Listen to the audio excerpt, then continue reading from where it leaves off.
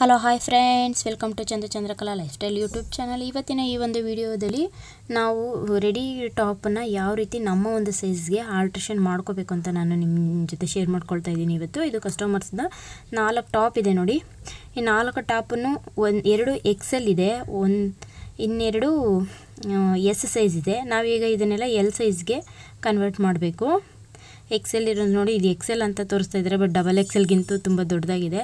ಅದನ್ನು ಸಹ ಯಾವ ರೀತಿ XXLಗಿಂತೂ ದೊಡ್ಡದಿದೆ ಅದನ್ನು L ಸೈಜ್ಗೆ ಯಾವ ರೀತಿ ಕಟ್ ಮಾಡಿ ಸ್ಟಿಚ್ ಮಾಡೋದನ್ನು ನಾನು ನಿಮ್ಮ ಜೊತೆ ಶೇರ್ ಮಾಡ್ಕೊಳ್ತಾ ಇದ್ದೀನಿ.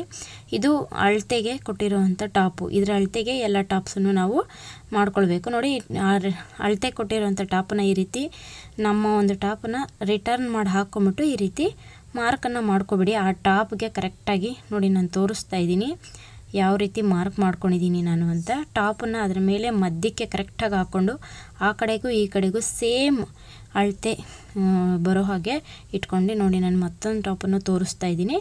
ಈ ರೀತಿ ನೀವು ಮಾರ್ಕನ್ನು ಹಾಕ್ಕೊಳ್ಬೇಕು, ಚಾಕ್ ಪೀಸಿಂದ ಅಥವಾ ಬೇರೆ ಯಾವುದಾದ್ರೂ ಮಾರ್ಕ್ ಪೀಸಿಂದ. ಸೇಮ್ ಆ ಮಾರ್ಕದ ಮೇಲೇ ನೀವು ಸ್ಟಿಚ್ಚನ್ನು ಹಾಕ್ಕೊಂಬಿಟ್ರೆ ಪರ್ಫೆಕ್ಟಾಗಿ ಬರುತ್ತೆ. ನೀವು ಇದು S ಸೈಜನ್ನು ನಾನು L ಸೈಜ್ಗೆ ನೋಡಿ ಈ ರೀತಿ ಸ್ಟಿಚ್ ಮಾಡಿಕೊಂಡೆ.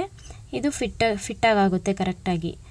ನೋಡಿ, ಈ ರೀತಿ ಸ್ಟಿಚ್ಚನ್ನು ಹಾಕ್ಕೊಳ್ಬೇಕು ಮಾರ್ಕಿಂಗ್ ಮೇಲೇ. ಇದು ನೋಡಿದ್ರೆ ನೀವು XL ಅಂತ ಕೊಟ್ಟಿದ್ದಾರೆ, ತುಂಬಾ ದೊಡ್ಡದಿದೆ. ಇದನ್ನು ಹಾಗೆ ಸ್ಟಿಚ್ ಮಾಡಿದ್ರೆ ಫಿಟ್ಟಿಂಗ್ ಕೂರೋದಿಲ್ಲ ಕ್ಲಿಯರಾಗಿ. ಅದಕ್ಕೆ ನಾನು ನೋಡಿ ಈ ರೀತಿ ಅರ್ಧಕ್ಕೆ ಈ ರೀತಿ ಮಡ್ಚ್ಕೊಂಡು 2 ಟಾಪನ್ನು ಒಂದೇ ಸಾರಿ ಹಾಕ್ಕೊಂಡಿದ್ದೀನಿ ನಾನು. 2 ಟಾಪು XL ಇದೆ, ತುಂಬಾ ಜಾಸ್ತಿ ನೋಡಿ ಕ್ಲಾತ್ ಎಷ್ಟೊಂದಿದೆ ಅಂತ. ನಾನು ಹಾಗೂ 2 ಇಂಚಿನ ಬಿಟ್ಕೊಂಡು ಸಹ ಕಟ್ ಮಾಡ್ಕೊಳ್ತಾ ಇದ್ದೀನಿ. ನೋಡಿ, ನಮ್ಮ ಒಂದು ಮೆಜರ್ಮೆಂಟ್ ಟಾಪನ್ನು 2 ಇಂಚ್ ಬಿಟ್ಕೊಂಡು ಉಳಿದಂಥ ಎಕ್ಸ್ಟ್ರಾ ಕ್ಲಾತನ್ನು ನಾನು ಮಾರ್ಕ್ ಮಾಡಿಕೊಂಡು ಈ ರೀತಿ ಕಟ್ ಮಾಡ್ಕೊಳ್ತಾ ಇದ್ದೀನಿ. 2 ಇಂಚಸನ್ನು ಬಿಟ್ಟು ಮಿಕ್ಕಿರೋವಂಥ ಎಕ್ಸ್ಟ್ರಾ ಕ್ಲಾತನ್ನು ಕಟ್ ಮಾಡ್ಕೊಳ್ಳಿ. ನೋಡಿ, ಈ ರೀತಿ ಕಟ್ ಮಾಡಿದ್ದಾದ ನಂತರ ನಾವು ಒಂದು ಸೈಡ್ ಓಪನ್ ಇರೋ ಕಡೆಗೆ ಒಂದು ನಾಚನ್ನು ಹಾಕ್ಕೊಳ್ಬೇಕು, ಎಲ್ಲಿವರೆಗೂ ಓಪನ್ ಇದೆ ಅಂತ. ಓಪನ್ ಇರೋ ಗಂಟ ನೋಡಿ ಈ ರೀತಿ ಕಟ್ಸ್ನ ಹಾಕ್ಕೊಳ್ಳಿ. ಆಮೇಲೆ ನೋಡಿ ಆಯಿತು.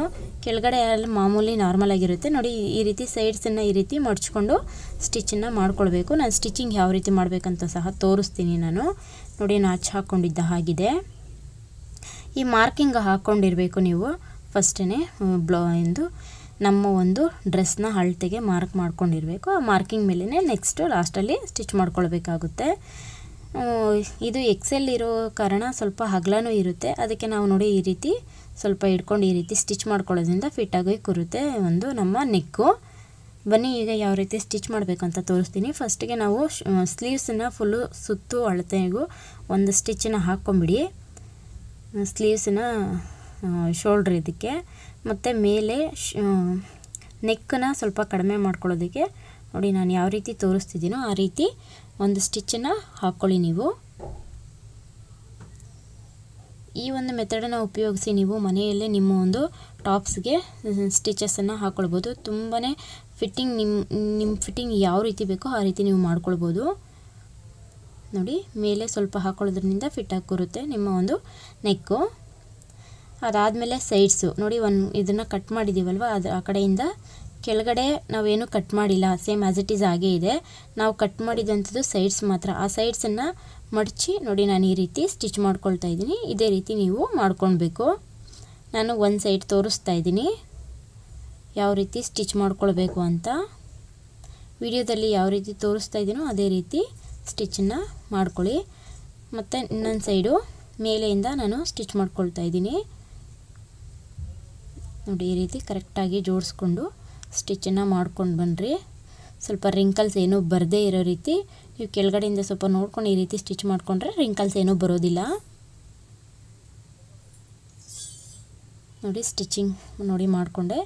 ಮತ್ತು ಕೆಳಗಡೆಯಿಂದ ಕ್ಲಿಯರಾಗಿ ಜೋಡಿಸ್ಕೊಳ್ಬೇಕು. ಕೆಳಗಡೆಯಿಂದ ಒಂದು ಮೇಲೆ ಕೆಳಗೆ ಆಗದೇ ಇರೋ ರೀತಿ ಕೆಳಗಡೆಯಿಂದ ಸ್ವಲ್ಪ ಕ್ಲಿಯರಾಗಿ ಜೋಡಿಸ್ಕೊಂಡು ಎಷ್ಟಕ್ಕೆ ಬರುತ್ತೋ ಅಷ್ಟು ನೋಡಿಕೊಂಡು, ಮತ್ತು ನಾವು ಕಟ್ಸ್ ಹಾಕ್ಕೊಂಡಿದ್ದೀವಲ್ಲ ಅಲ್ಲಿಂದ ಮೇಲಕ್ಕೆ ಒಂದು ಮಾರ್ಕಿಂಗ್ ಮಾಡ್ಕೊಳ್ಬೇಕು. ನಮ್ಮ ಒಂದು ಅಳತೆಯ ಟಾಪ್ನ ಪ್ರಕಾರ ಅದನ್ನು ಅಳತೆ ಮಾಡ್ಕೊಂಡಿದ್ದೆ ನಾನು ಆಗಲೇ. ಕೆಳಗಡೆ ಇದೆ ಮಾರ್ಕು, ಅದನ್ನು ಮೇಲೆ ಅದೇ ರೀತಿ ಡ್ರಾ ಮಾಡಿಕೊಂಡೆ.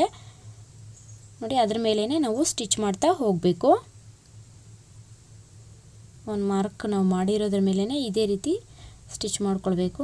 ಟಾಪನ್ನು ಇದ್ರ ಮೇಲೆ ಹಾಕ್ಕೊಳ್ಳೋದು, ಅದನ್ನು ಟಾಪ್ ಎಷ್ಟಿದೆಯೋ ಅಷ್ಟಕ್ಕೆ ಈ ರೀತಿ ಮಧ್ಯಕ್ಕೆ ಹಾಕ್ಕೊಂಡು ಈ ರೀತಿ ಆಲ್ಟ್ರೇಷನ್ ಇದಕ್ಕೆ ಒಂದು ಮಾರ್ಕನ್ನು ಮಾಡಿಕೊಂಡು ಅದ್ರ ಮಾರ್ಕಿಂಗ್ ಮೇಲೇ ನಾವು ಸ್ಟಿಚ್ಚನ್ನು ಹಾಕ್ಕೊಂಡ್ರೆ ಫಿಟ್ಟಾಗಿ ಬರುತ್ತೆ ನಮ್ಮ ಒಂದು ಡ್ರೆಸ್ಸಿಗೆ. ಮತ್ತು ನಾನು ಅದ್ರ ಪಕ್ಕದಲ್ಲೇ ಒಂದು ಸ್ಟಿಚ್ಚನ್ನು ಹಾಕ್ಕೊಳ್ತಾ ಇದ್ದೀನಿ. ನಾವು ಅಕಸ್ಮಾತಾಗಿ ಏನಾದರೂ ದಪ್ಪ ಆದರೆ ಅಥವಾ ನೀರಿಗೆ ಹಾಕಿದ್ರೆ ಶೇಡ್ ಸ್ವಲ್ಪ ಸಿಂಕ್ ಆದರೆ ಕ್ಲಾತು ನಾವೊಂದು ಸ್ಟಿಚಸನ್ನು ರಿಮೂವ್ ಮಾಡ್ಕೊಳ್ಬೋದು ಅಂತ. ನೋಡಿ ಯಾವ ರೀತಿ ಬಂದಿದೆ ಫಿನಿಶಿಂಗು ಅಂತ. ಈ ರೀತಿ ಸ್ಟಿಚ್ ಮಾಡ್ಕೊಳ್ಳೋದ್ರಿಂದ ಫಿನಿಶಿಂಗು ತುಂಬ ಚೆನ್ನಾಗಿ ಬರುತ್ತೆ. ನಾವು ದೊಡ್ಡ ಓವರ್ ಸೈಜ್ ಇರೋ ಅಂಥ ಕ್ಲಾತ್ಸ್ನ